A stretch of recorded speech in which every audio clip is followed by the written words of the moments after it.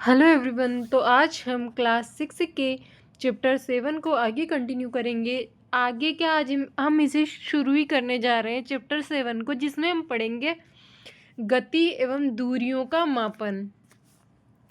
तो आइए हम इसे रीड करते हैं। पहेली और बूझो अपनी कक्षा के सभी बच्चों के बीच ग्रीष्मकाल मतलब गर्मियों की छुट्टी में भ्रमण किए गए स्थानों के बारे में सामान्य चर्चा हो रही थी। पहेली और बूझो की कक्षा के सभी बच्चों के बीच में जब वे गर्मी में भ्रमण करने गए उन स्थानों के बारे में चर्चा हो रही थी। एक बच्चा अपने पैतृक गांव पहले रेलगाड़ी से, फिर बस से, अंत में बैलगाड़ी का उपयोग करके गया। ठीक है। एक विद्यार्थी ने वायुयान से यात्रा की। एक अन्य विद्यार्थी ने अवकाश के अनेक दिन अपने चाचा की नाव में सैर करके मछली पकड़ने में ही व्यतीत कर दिए।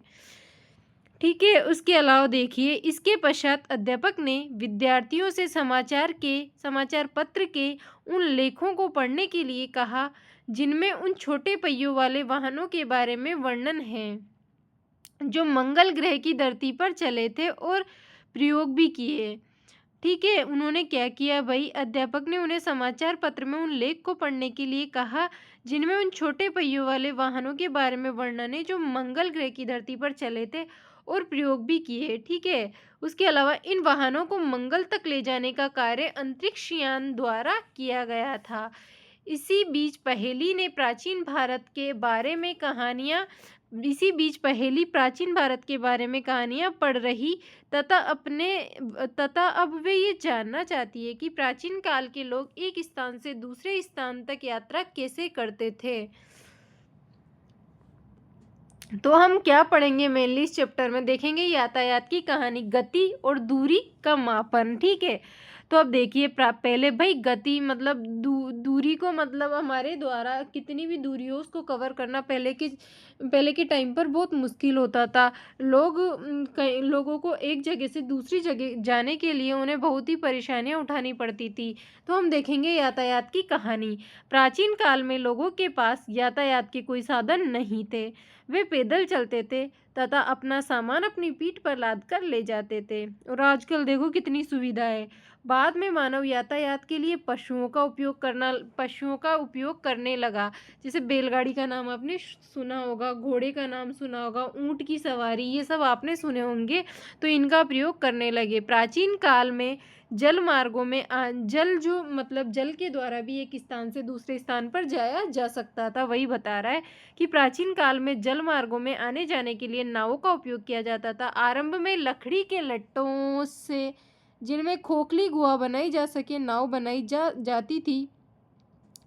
इसके पश्चात लोगों ने लकड़ी के विभिन्न टुकड़ों को आपस में जोड़कर नाव की आकृति बनाना सीख लिया। जो नाव जल में रहने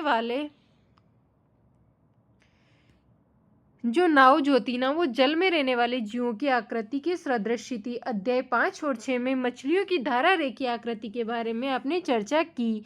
उसको याद कीजिए कि इनकी जो आकृति होती थी ना नाव की, वो किस प्रकार होती थी। तो मैं बताती हूँ, ऐसे नाव मतलब इनकी आकृति होती थी मछलियों के शेप की तरह। जैसा मछली का शेप होता है ना, वैसी ही इन नावों की आकृति होती थी। ठीक है। स्ट्रीमलाइन शेप होता था। उसके बाद हम देखेंगे कि पहिए का आविष्कार है उसने यातायात की प्रणाली में अत्यंत महत्वपूर्ण परिवर्तन किए। पिछले हजारों वर्षों में पहिए के डिजाइन में सुधार किए गए। पहले आपने बैलगाड़ी में जो लकड़ी का पहिया होता है उसको देखा है, और आजकल के जो व्हीकल होते हैं उनमें आप गाड़ी के पहियों को देखिए, कितना सुधार हुआ है। ठीक है। पहियों पर चलने वाली गाड़ियों को खींचने के लिए पशुओं का उपयोग किया जाता था पहले। ठीक है। 19वीं शताब्दी के प्रारंभ तक भी लोग एक स्थान से दूसरे स्थान तक परिवहन के लिए पशुओं, नाव, जहाजों पर निर्भर करते थे। वाष्प इंजन, जानते हो वाष्प इंजन क्या होता है? वाष्प इंजन के आविष्कार से परिवहन के नए साधनों का विकास हुआ। भाई वाष्प इंजन, ठीक है, उसके आविष्कार से नए साधनों का विकास हुआ। वाष्प इंजन से चली सवारी गाड़ियों तथा मालगाड़ियों के डिब्बों के लिए रेल पटरियों का ये यहाँ पर देखिए परिवहन के कुछ साधन दिए गए हैं। यहाँ पर परिवहन के कुछ साधन जिसमें साइकिल है, जहाज है, एरोप्लेन है, बैलगाड़ी है। ठीक है। ये यहाँ पर ऐसे बैलगाड़ी है, ये यहाँ पर रेल है। ट्रेन जिसे बोलते हैं, ये बस है। उसके बाद हम नेक्स्ट स्लाइड पर देखेंगे कि पटरी का निर्माण किया गया। इसके पश्चात फिर मोटर है, कार है, उन सब के लिए मोटर, कार, ट्रक तथा बस जैसे स्वचालित वाहन आए। जल पर परिवहन के साधन के रूप में मोटर से चलने वाली नाव और जहाज़ों का उपयोग होने लगा। ठीक है। 19वीं शताब्दी के प्रारंभ के वर्षों में वायुयान का विकास हुआ, जिसमें बाद में सुधार किए गए। इन्हें यात्री और सामान ले जाने योग्य बनाया गया। विद्युत रेलगाड़ी, एकल रेल, एक पटरी रेल, पराध्वनिक, सुपरसोनिक वायुयान तथा अंतरिक्ष यान 20वीं शताब्दी के कुछ योगदान है। अब आइए चित्र 7.1 में हमने परिवहन के विभिन्न साधन दर्शाए गए हैं, उनका चित्र देखा। इन्हें प्राचीनतम से अत्याधुनिक परिवहन के साधनों का सही क्रम में व्यवस्थित कीजिए। क्या इन परिवहन मतलब वो जो जमे हुए हैं, पहले बैलगाड़ी थी, उसके बाद क्या था, उसके बाद क्या था, ऐसे आपको जमाना है व्यवस्थित क्रम में। क्या इनमें परिवहन का कोई ऐसा प्राचीन साधन भी है जिसे आजकल उपयोग में भी नहीं लाया जाता, जैसे कि बैलगाड़ी। भाई बैलगाड़ी में बैलों की जगह हल ने ले लिए, हल की जगह जो है ना, मतलब बैल की जगह पहले हल काम कर देते थे, उसके बाद अब ट्रैक्टर से ड्रिल वगैरह आ गई है। और फिर जो पहले बैलगाड़ी में सामान लाद के ले जाया जाता था, उसकी जगह आज ट्रैक्टर ट्रॉली का यूज़ होता है, तो आजकल उसका प्रयोग नहीं होता उतना। अब देखेंगे अब 7.2 चित्र 7.2 गिल्ली तथा डंडे से डेस्क की लंबाई को मापना। ये डेस्क कितना चौड़ा है भाई, तो आप कैसे पता करेंगे कि इसकी लंबाई कितनी है। हम क्या माप रहे हैं यहाँ पर, गति और दूरी का मापन करेंगे हम। ठीक है। तो अब देखिए आगे हम पता कैसे करेंगे कि ये डेस्क कितनी लंबी है या फिर कितनी चौड़ी है। तो देखिए इसको पढ़ते हैं।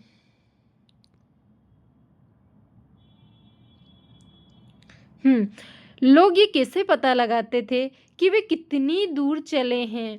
हाँ, आप ये कैसे पता लगाएंगे कि आप अपने स्कूल तक की दूरी पैदल चलकर तय कर सकते हैं, अथवा स्कूल पहुंचने के लिए आपको बस अथवा रिक्शे की आवश्यकता होगी। तो भाई आप कैसे पता करेंगे, अगर आप कहीं पर चल के जा रहे हैं, आपने कितनी किलोमीटर की डिस्टेंस तय की, तो आपको कैसे पता चलेगा ये सब कि आपने कितनी दूरी तय की है। उसी के अलावा यदि आपका मान लो आपका स्कूल है, अब आपको नहीं पता है कि वो कितना दूर है, तो आप किलोमीटर में उसका देखेंगे कि हाँ आप वहाँ तक जा सकते हैं या नहीं। कैसे पता करेंगे, उसी के हिसाब से पता करेंगे। तो हम इन सब चीज़ों के बारे में पढ़ेंगे। ठीक है। जब आपको कुछ खरीदना होता है, तब क्या आपके लिए बाजार तक पैदल जाना संभव होता है। आप इन सब प्रश्नों के उत्तर कैसे जानेंगे। कोई स्थान कितना दूर है, प्राय ये जानना महत्वपूर्ण होता है, ताकि हम अनुमान लगा सकें कि वहाँ पहुँचने के लिए हम कैसे जाएंगे। पैदल चलकर, बस से, रेलगाड़ी से, पानी के जहाज से, वायुयान से, अथवा कोई अंतरिक्ष यान लेना होगा। ज़्यादा डिस्टेंस है तो फिर ऐसे देखेंगे कि हम किससे जा सकते हैं वहाँ पर। अब देखेंगे कभी कभी ऐसी वस्तुएं भी होती है जिनकी लंबाई अथवा चौड़ाई जानने की हमें आवश्यकता होती है। कितना लंबा लेना है या फिर कितना चौड़ा होना चाहिए, उसकी हमें जानने की आवश्यकता होती है। ठीक है। पहेली और बूझो की कक्षा के कमरे में बड़े बड़े डेस्क हैं, जिन पर दो दो विद्यार्थी बैठते हैं। मतलब टेबल है, उस पर दो दो विद्यार्थी बैठते हैं। ठीक है। जिन पर दो दो विद्यार्थी बैठते हैं। पहेली तथा बूझो एक डेस्क पर साथ साथ बैठते हैं, परंतु बहुधा उनमें इस बात को लेकर झगड़ा होता रहता है कि उसका दूसरा साथी डेस्क से अधिक भाग का उपयोग कर रहा है। तो आइए हम उनकी इस समस्या को सुलझाने का प्रयास करते हैं। तो हम उनकी डेस्क को नाप कर ही बता सकते हैं ना कि इतना हिस्सा तेरा है, इतना तेरा है। तो देखिए अध्यापक के सुझाव पर उन्होंने डेस्क की लंबाई मापने का निश्चय किया, ताकि उनमें झगड़ा ना हो। डेस्क की ठीक मध्य में एक चिन्ह बनाया तथा डेस्क को दो बराबर भागों में बांटने के लिए एक रेखा खींची। ये दोनों ही अपने मित्रों के साथ गिल्ली डंडा खेलने के शौकीन हैं। तो बूझो तो सदैव ही अपने आसपास गिल्ली और डंडा रखता है। तो गिल्ली और डंडे का यूज़ करके हम ये जो डेस्क है इसकी लंबाई को मापेंगे। ठीक है। हाँ, तो पहले यही सब कुछ करते थे, किसी की भी लंबाई को मापने के लिए रस्सी ले ली, उससे मापेंगे, आधा इधर हाथ से मापते थे, ऐसे मापते थे, ऐसे बेंत से। तो देखेंगे हम, ऐसा लगता है, कैसा लगता है, उन्होंने गिल्ली और डंडे का उपयोग करके डेस्क की लंबाई को मापने का प्रयास कैसे किया। तो हम देखेंगे कैसे किया। ऐसा लगता है कि डेस्क की लंबाई 2 डंडों की लंबाई तथा 2 गिल्लियों की लंबाई के योग के बराबर है। डेस्क के मध्य में रेखा खींचने पर दोनों प्रसन्न दिखाई देते हैं, क्योंकि दोनों को आधा आधा डेस्क मिल गया, जिसमें डेस्क का आधा भाग लंबाई में एक डंडे और गिल्ली के बराबर है। कुछ दिनों बाद खींची गई रेखा मिट जाती है, बूजों का पुराना गिल्ली डंडा खो गया, अब उनके पास गिल्ली डंडे का नया सेट है। अब देखिए वे गिल्ली डंडे के नए सेट का उपयोग करके डेस्क की लंबाई को किस प्रकार मापते हैं। गिल्ली डंडे के किसी भिन्न सेट से डेस्क की लंबाई को मापना। नेक्स्ट स्लाइड पर देखेंगे हम। लड़ाई तो होगी उनमें। अब देखो, हेलो, एक मिनट। अब जब डेस्क की लंबाई गिल्ली डंडे के नए सेट से मापी गई, तब डेस्क की लंबाई ऐसी प्रतीत हुई जैसे ये लगभग 2 डंडों के साथ एक गिल्ली की लंबाइयों के बराबर है, तो बराबर हो, परंतु फिर भी डेस्क का कुछ भाग बच जाता है। यह तो एक गिल्ली की लंबाई से भी कम है। अब क्या करें, अब कैसे मापेंगे उसे। ठीक है, जैसे यहाँ पर डायग्राम में दिखाया गया है। आप पहेली और बूझों को क्या सुझाव देंगे ताकि वे डेस्क की पूरी लंबाई को माप सके। क्या वे लंबाई मापने के लिए क्रिकेट के विकेट तथा गुल्लियों का उपयोग कर सकते हैं, या आप सोचते हैं कि ऐसा करने से वैसा ही समस्या उत्पन्न हो सकती है। अगर वो ऐसा करेंगे तो हो सकता है कि जो समस्या अभी प्रॉब्लम उन्हें दिख रही है, वही प्रॉब्लम उत्पन्न हो जाए दोबारा। वे एक कार्य कर सकते हैं, एक छोटी सी डोरी लें और इस पर 2 चिन्ह लगाएं। एक डोरी की एक लंबाई होगी। वे डेस्क की चौड़ाई, डोरी की लंबाई के पदों को माप सकते हैं। वे इस डोरी का उपयोग डोरी की लंबाई से कम दूरियों को मापने में किस प्रकार कर सकते हैं। वे डोरी को मोड़कर डोरी की लंबाई का आधा या 1/4 तथा 8वां भाग कर सकते हैं। अब संभवतः पहेली और बूझों की डेस्क की लंबाई इस डोरी की सहायता से माप सकते हैं। आप ये भी कह सकते हैं कि इन्हें अपने ज्यामिति बॉक्स के पैमाने का उपयोग कर इस समस्या हल करनी चाहिए। हाँ, वास्तव में ऐसा किया जा सकता है और काफ़ी हद तक सही भी रहेगा। बूझों ने ये पढ़ा है कि जब एक मानक पैमाना नहीं थे तो लोग बूझों ने ये पढ़ा है कि जब मानक पैमाने नहीं थे तो लोग दूरियां कैसे मापते थे, तथा वे स्वयं ही भिन्न भिन्न ढंगों से दूरियां मापने का प्रयास कर चुका है। यहाँ पर देखो, डोरी की लंबाई से डेस्क की लंबाई को माप रहा है बूझो। अब आगे देखेंगे। ऐसे अनेक अवसर आते हैं जब हम लंबाई अथवा दूरियों को मापने की आवश्यकता होती है। दर्जी कपड़े की लंबाई ये जानने के लिए मापता है कि वे कपड़ा कुर्ता सीने के लिए पर्याप्त है या नहीं। बढ़ई किसी अलमारी की लंबाई अथवा चौड़ाई इसलिए मापता है ताकि वे ये जान सके कि इस अलमारी के दरवाजे को बनाने के लिए कितनी लकड़ी की आवश्यकता होगी। ठीक है, किसी किसान को, जैसे कारीगर भाई इसलिए मापता है कि उसे कितनी जगह का कितने बाई कितने का रूम बनाना है।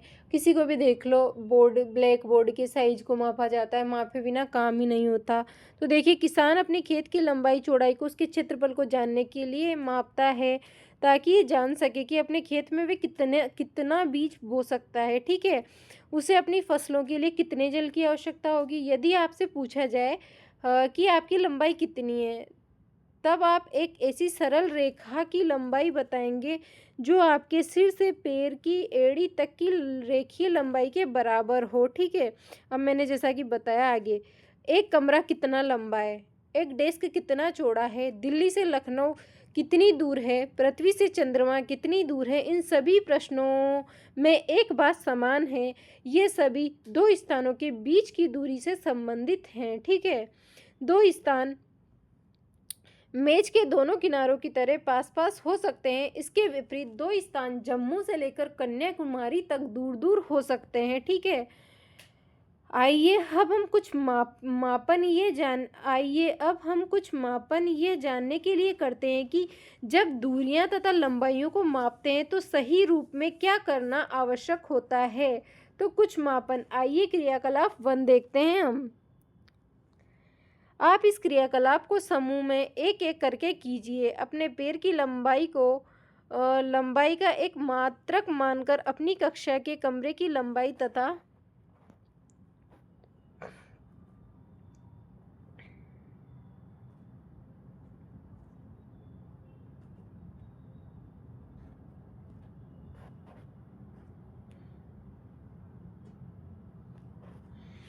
चौड़ाई को मापिए। ठीक है, चौड़ाई को मापिए। उसके बाद आप क्या करेंगे, इन्हें मापते समय ये संभव है कि आपको ये पता चले कि कुछ भाग मापने में बच गया तथा ये भाग आपके पैर की लंबाई से छोटा है। पहले की भांति अब अपने पैर के भाग की लंबाई मापने के लिए किसी डोरी का उपयोग कीजिए और सारणी में लिखिए विद्यार्थी का नाम, कक्षा के कमरे की लंबाई और कमरे की चौड़ाई, सब आपको इसमें फिलअप करना है। अब हम क्रियाकलाप 2 देखेंगे। ऐसे बेंच से माप रहा है, एक हाथ के बराबर। ठीक है, क्रियाकलाप 2 देखेंगे आगे।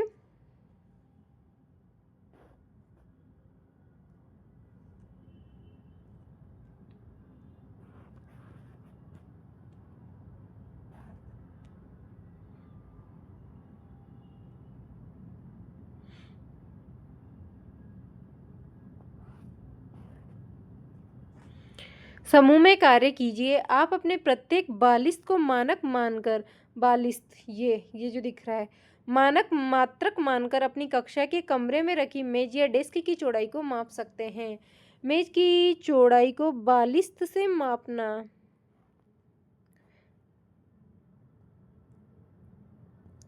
अब देखिए, मापन के लिए यहाँ भी आप ये पाते हैं कि आपको अपनी एक बालिश के बराबर लंबी डोरी तथा इस डोरी की लंबाई के अंश भागों की आवश्यकता होती है। अब देखेंगे, अपने प्रेक्षण को सारणी 7.2 में लिखिए। हम देखते हैं कि मापन का अर्थ किसी अज्ञात राशि की उसी प्रकार की कुछ ज्ञात राशि से तुलना करना है। इस ज्ञात निश्चित राशि को मात्रक कहते हैं। किसी माप के परिणाम को 2 भागों में विभक्त किया जाता है। एक भाग संख्या दूसरे भाग की लंबाई माप का मात्रक होता है। मेज की चौड़ाई और बलिस्तों की संख्या को लिखेंगे। उदाहरण एक क्रियाकलाप 1 में किसी कक्षा के कमरे की लंबाई आपके 12 पैर की लंबाई के बराबर है तो 12 एक संख्या है, पैर की लंबाई एक मात्रक है जिसे मापन के लिए चुना गया है। 7.1 7.2 अंक की सभी मापों का अध्ययन कीजिए। क्या प्रत्येक पैर द्वारा मापी गई कमरे की लंबाई ये सभी माप के बराबर है? क्या सभी, अब देखो, क्या सभी के द्वारा अपनी अपनी बलिस्तों से मापी गई मेज की चौड़ाई की माप बराबर है? शायद ये परिणाम भिन्न भिन्न हो सकते हैं क्योंकि आपकी बलिस्त लंबाई में आपने मित्रों की बलिस्तों से भिन्न होगी। इसी प्रकार सभी विद्यार्थी के पैर की लंबाई में भी कुछ अंतर हो सकता है। इसलिए जब आप अपने बलिस्तों या पैरों की लंबाई को मात्रक की भांति उपयोग कर किए गए माप को किन्हीं अन्य व्यक्तियों को बताते हैं तो वे ये नहीं समझ पाते हैं कि लंबाई वास्तव में कितनी है, क्योंकि वास्तविक लंबाई जानने के लिए बलिस्त और पैर की लंबाई जानना आवश्यक है। अतः हम देखते हैं कि हमें मापन के लिए कुछ मात्रकों की आवश्यकता होती है जो सभी व्यक्तियों के लिए समान होते हैं। तो कुछ मापन या मात्रक जो होते हैं, कुछ मापन के कुछ मात्रक के बारे में पढ़ेंगे। मापन के मानक मात्रक, तो इनके बारे में हम कल बात करेंगे। तो आज हमने यहाँ तक पढ़ा, आप इसको रीड करना। आपको जहाँ पर भी कोई पॉइंट समझना है तो आप कमेंट कर दीजिए। मैं उसका आंसर करूँगी कि हाँ, या फिर उसको समझाने का प्रयास करूँगी नेक्स्ट पार्ट में। जहाँ पर भी आप कमेंट करोगे उसके अगले दिन तो आप कमेंट कीजिए जहाँ आपको नहीं समझ आता है वहाँ पर। कल हम नेक्स्ट टॉपिक पढ़ेंगे जिसमें हम मापन के जो मानक मात्रक है उनकी चर्चा करेंगे। तो जब तक के लिए जय हिंद, जय भारत।